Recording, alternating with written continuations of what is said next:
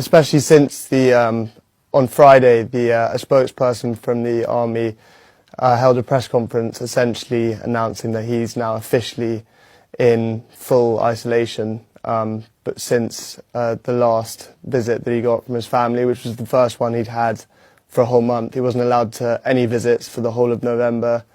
And according to international law, any over 15 days of solitary confinement is considered psychological torture. And yeah, since that press conference, he's essentially been officially put in isolation. And not just that, he was labelled mentally ill, delusional, and a national security threat. So that's all pretty stressful for us and kind of made us want to contribute more. This defence minister, by the way, was lying through his teeth through the interview. I'll openly say it, because he was saying we had regular contact with our father. He was like, "Oh, come, they can come and visit." They'd said earlier that we get arrested if we go over there. So it's just filled with contradictions. They, in the interview, contradict themselves, saying that India controlling his Twitter, and then he says, "Oh, but he has Twitter access from his cell." So he's just. If you have any common sense, you can see the man's just lying through his teeth. They're the scum of the earth, these people. They're the lowest of the low. So another thing that frustrates me while I'm on it is the comparisons people draw between our father and other politicians who have also been to jail. They say, "Oh, these Pakistani politicians, they're always in and out of jail." They're in jail for about 3 months at max.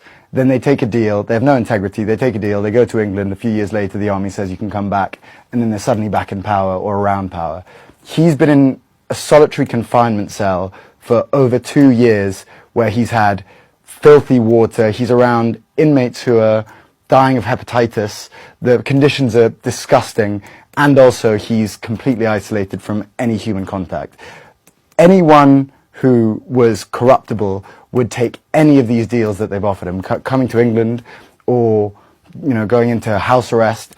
He is, these comparisons with these other politicians are laughable. He would never take a deal and leave all of his other party members in jail to die and fester in these jails, and instead he stays in those conditions. He's happy to rot if it means that he can move towards his goal of ridding Pakistan of corruption, a goal that he has stated to us 1,000,000 times. So the comparisons are infuriating, to be honest. I want to ask a little bit more about his conditions in prison. You spoke a little bit about what it's like inside, but what do you know about how he's coping in there, solitary confinement? If you can describe to us what that's like inside there and how he's doing. I mean, he's a 73-year-old man as well. Who's been shot 3 times in the past few years.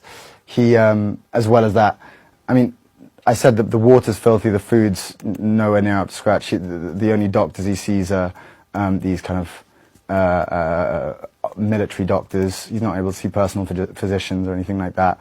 And then also, what I said about daylight, I mean, he's inside a cell for 23 hours. I think he gets max an hour, if that. I think he was getting around 20 minutes recently. So the conditions are awful. They're not bad. They're awful. It's it's been described as a death cell, the cell that he's in, because I think inmates who have been put on death row have been put in these small cells before with barely any light. Sometimes the electricity's been cut off. Dirty water, as Carson was saying, and just completely substandard conditions that don't meet international law for any sort of prisoner.